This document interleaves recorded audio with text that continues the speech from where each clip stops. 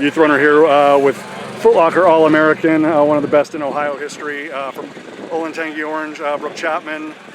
Just an absolute mass of blue and black and whight, 12th, 13th, 14th, 15th, 16th with you, Nora Hushagen, Emily Cohen, Rosie Macharsky. Obviously, my heart breaks the most for Kate Foltz because she ran a fantastic race and one spot out, but you certainly were not one spot out. You were absolutely brilliant today. Just before we talk about the race for you specifically, Brooke, just to be around that group of women, and that doesn't even include obviously what Victoria and and Libby and the other women did. Like, just how meaningful has that been for you?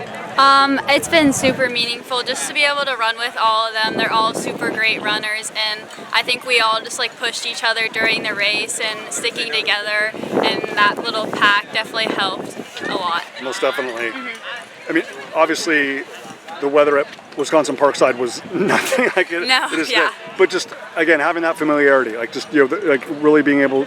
I mean, it's easier to key on each other today when you're looking for for blue and black and white. But just the way the group got up there so ambitiously, so courageously early on, and then even though some of the South women eventually came up and joined, and Virginia Krause from Pennsylvania also came up and joined. But the fact that the group never really detached, like, how good was that for your energy when it got late in the race, and especially getting ready to go up the hill the second time? Yeah, it was really good. Just seeing the blue all around me and us running together, it definitely motivated me a lot just to keep pushing and all of that. Yeah. Absolutely.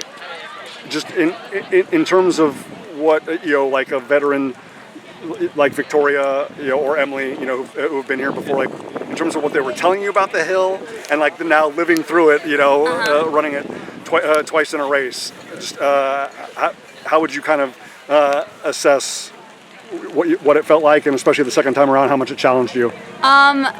The second time around, it was definitely a challenge. I had to dig deep. I just put my head down and kept pumping my arms and all of that. And it was nice to be able to see the hill yesterday and hear from the other girls about the hill.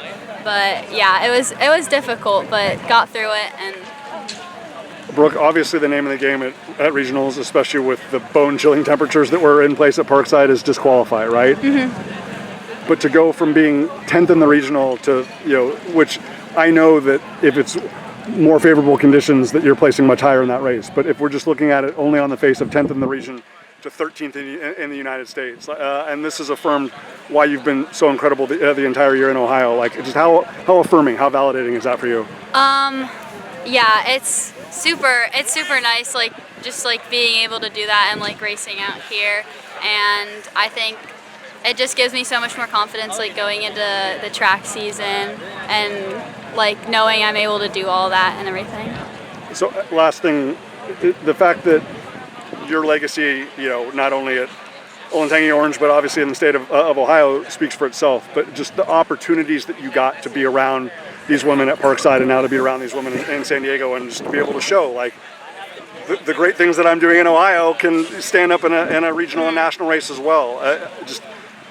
How good is that for your confidence now and going forward into track in 2025? Yeah, it's definitely a big confidence boost, and just having the opportunity to be out here is amazing, and with all these amazing girls, and I just am super excited for the track season and what else is to come. Awesome.